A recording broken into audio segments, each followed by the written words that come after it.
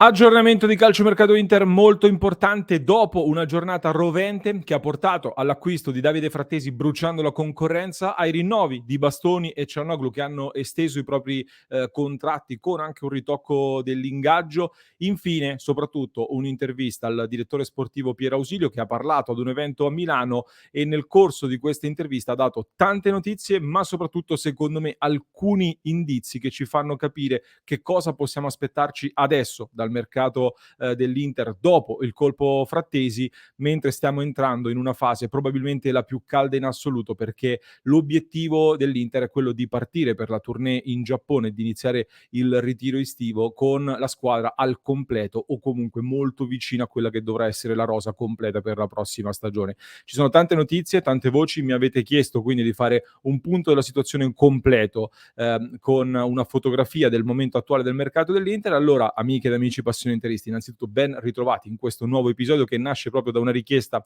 della community di Passione Inter. Allora io vi chiedo di lasciare un mi piace al nostro approfondimento e se non l'avete ancora fatto, iscrizione al canale subito, con il nostro canale che state facendo crescere sempre di più giorno dopo giorno e di questo ovviamente vi ringrazio tantissimo. Quindi mi raccomando, iscrizione, così potete recuperare anche tutti i contenuti che abbiamo pubblicato nei giorni scorsi.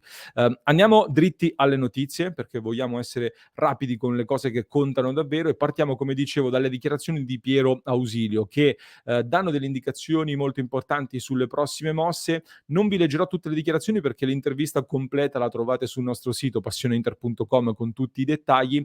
Vado alla sintesi e vi segnalo quelli che secondo me sono stati i 6 temi principali che il direttore sportivo nerazzurro ha sollevato, partendo dal primo, il più importante, ovvero la priorità del mercato dell'Inter adesso, e cioè il ritorno a Milano di Romelu Lukaku. Ausilio ribadisce che adesso l'Inter si concentra, diciamo, su questo file, su questo argomento, ovvero il ritorno dell'attaccante belga che il Chelsea non vuole più concedere in prestito e allora l'Inter intraprenderà la strada dell'acquisto a titolo definitivo, magari con un prestito oneroso e un riscatto rimandato all'anno prossimo. Fatto sta che l'Inter cercherà adesso di comprare Lukaku e di riprenderlo. So che questo scatenerà tanti commenti, quindi aspetto nei commenti qui sotto le vostre considerazioni, voglio sapere che ne pensate e vi risponderò. Secondo tema importante riguarda ovviamente la situazione André Onana. So già che non appena avrò terminato di registrare questo contenuto di oggi potranno esserci degli sviluppi importanti perché su Onana sono ore veramente calde. Ausilio ha detto che di fatto Onana è un giocatore dell'Inter, ce lo teniamo e va bene, non ci sono questioni di tempo da tenere in considerazione, ci sono delle offerte che però non convincono l'Inter e non sono sufficienti. La mia sensazione, interpretando un po' le dichiarazioni di Ausilio, è che più che altro si tratta di un quando arriverà questa offerta giusta, non se arriverà, perché al momento l'Inter sta trattando. Credo che lo United sia ben intenzionato ad andare incontro o comunque ad affondare il colpo. Onana lo stesso è aperto al trasferimento, si tratta di trovare una quadra e penso che la trattativa sia già impostata su delle basi che mi fanno pensare appunto al possibile trasferimento di Onana al Manchester United. Quindi si tratta più che altro di capire quando il Manchester United metterà sul piatto la cifra giusta in grado di convincere l'Inter. Di conseguenza, tema numero 3, si aprono altri scenari sul tema portieri. Intanto su Handanovic che ufficialmente ad oggi è senza contratto, però l'Inter sta facendo ancora delle valutazioni su di Handanovic, ne ha parlato lo stesso Ausilio, al quale poi è stato chiesto di Trubin, portiere giovane dello Shakhtar Donetsk che viene molto accostato all'Inter e al di là delle dichiarazioni, se avete avuto modo o se potete vedere il video delle parole di Ausilio, noterete secondo me un comportamento che almeno a me ha dato l'impressione che, volesse trattenersi quando in realtà è stato beccato un pochino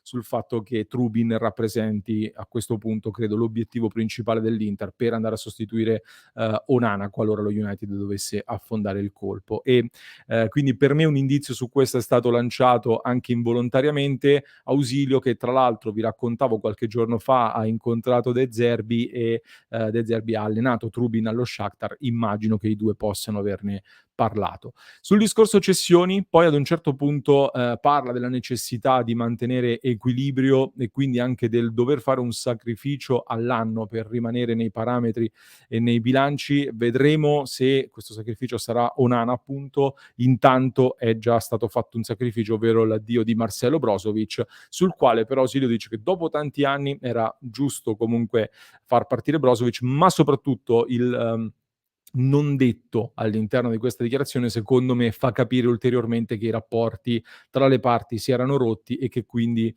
anche da qui nasce l'addio. Infatti ad un certo punto Ausilio dice che Brozovic è andato bene, ma quasi sempre bene, e anche qualcosa sul discorso social, c'è stata qualche bacchettata, diciamo così, quindi si capisce che il rapporto si era rotto e che quindi si è andati alla cessione concretizzata in Arabia Saudita.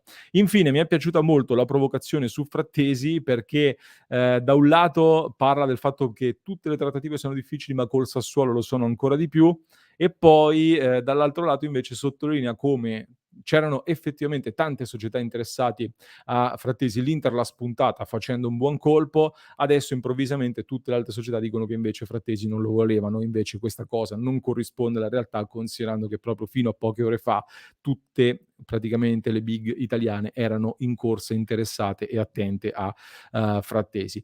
Devo dire che ho visto e sentito un Ausilio che mi ha trasmesso molta serenità, ma soprattutto, diciamo, convinzione nel lavoro che sta facendo l'Inter in questo mercato, anche se, come dicevo, per completare la rosa c'è ancora molto lavoro da fare, soprattutto se si vuole presentare una rosa completa al via del ritiro e della tournée giapponese. E allora facciamo un punto con la nostra consueta grafica, considerando che l'obiettivo ribadito è quello di avere 20 giocatori di movimento, quindi 2 giocatori per ciascuna casella in campo, 3 portieri, e quindi anche qui ci sarà molto da lavorare, e più penso 3 giocatori promossi dalla primavera, come era stato fatto anche l'anno scorso. Condivido la nostra schermata con la nostra grafica in formazione. La priorità adesso, quindi, dopo il colpo Frattesi, che cosa succede? Si va dritti sull'attacco ed in particolar modo si va dritti su Lukaku. Dubito che saranno questi i giorni decisivi, probabilmente slitterà il tutto alla prossima settimana con i nuovi contatti con il Chelsea. Fatto sta che l'Inter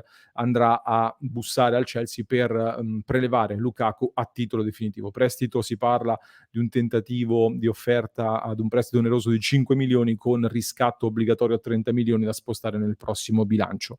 In queste ore poi dovrebbe essere annunciato anche il rinnovo di De Vrij, piazzando un altro tassello importante in difesa, mentre, come vi dicevo, è atteso il rilancio su Andrea Onana, che potrebbe essere decisivo. Io credo che sopra i 50 milioni di euro, se lo United supererà questa soglia e aggiungerà dei bonus, a sensazione si potrebbe concludere questa operazione, che permetterebbe poi di andare a sbloccare le restanti operazioni di mercato. Intanto a partire dall'erede di Onana, nel senso che l'obiettivo principale poi sarà intanto sostituire il portiere, visto che ad oggi la porta dell'Inter è scoperta.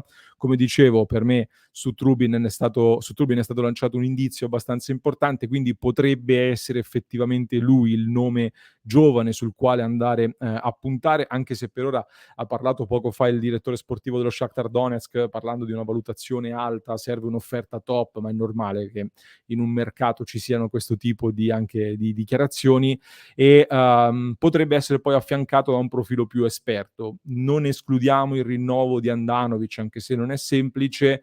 Si stanno sondando varie piste, tra cui per esempio Sommer, che può lasciare in prestito il Bayern Monaco, piaceva già l'anno scorso, ma ci sono anche altri nomi. A centrocampo poi con Frattesi è stato messo un tassello molto importante, ci sono però ancora diversi lavori da fare, perché serve almeno un sostituto di Gagliardini, numericamente parlando. Samardzic, come vi dicevo un paio di giorni fa, nonostante Frattesi, rimane un obiettivo concreto, nonostante anche la concorrenza di squadre importanti. L'Inter c'è, continua a lavorarci, anche se in questo momento le priorità, come vi dicevo, sono le altre. Gosens sulla sinistra, in Germania continuano a parlare di corsa a due, soprattutto con Wolfsburg e Union Berlino, che stanno accelerando, e quindi andrebbe sostituito anche lui. Occhio sempre a Carlos Augusto del Monza, che sembra l'ipotesi più plausibile in questo momento.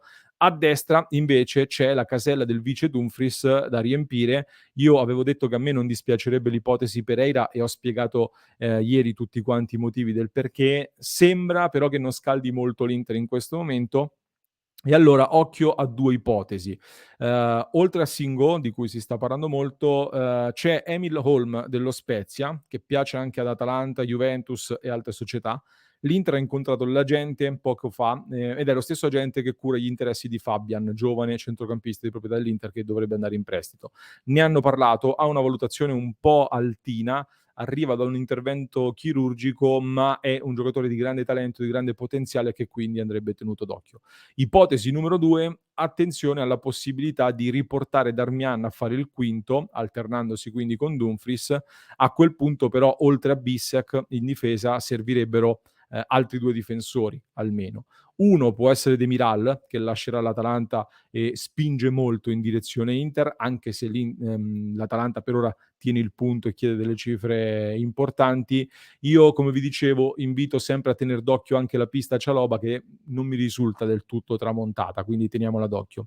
Il resto poi sarebbe legato alle uscite minori da fare, a quella di Correa che dovrebbe concretizzarsi, immagino, spero, più avanti, e qualora dovesse concretizzarsi, l'Inter poi avrebbe la necessità di aggiungere un quarto attaccante, ma credo che appunto se ne parlerà in una fase successiva del mercato, perché adesso le priorità più urgenti sono altre, le abbiamo commentate. Inzaghi ha bisogno di diversi rinforzi per l'inizio del ritiro la prossima settimana. Ci attendono quindi giorni molto importanti. Per questo io vi consiglio di seguirci, di iscrivervi al canale per rimanere sempre collegati. E vi ho pubblicato nelle scorse ore un approfondimento che secondo me merita di essere ascoltato. Per chi ci trova in podcast, per chi ci sta ascoltando in podcast, lo trovate nel link in descrizione qui sotto, mentre per chi ci segue da YouTube vi basta cliccare qui.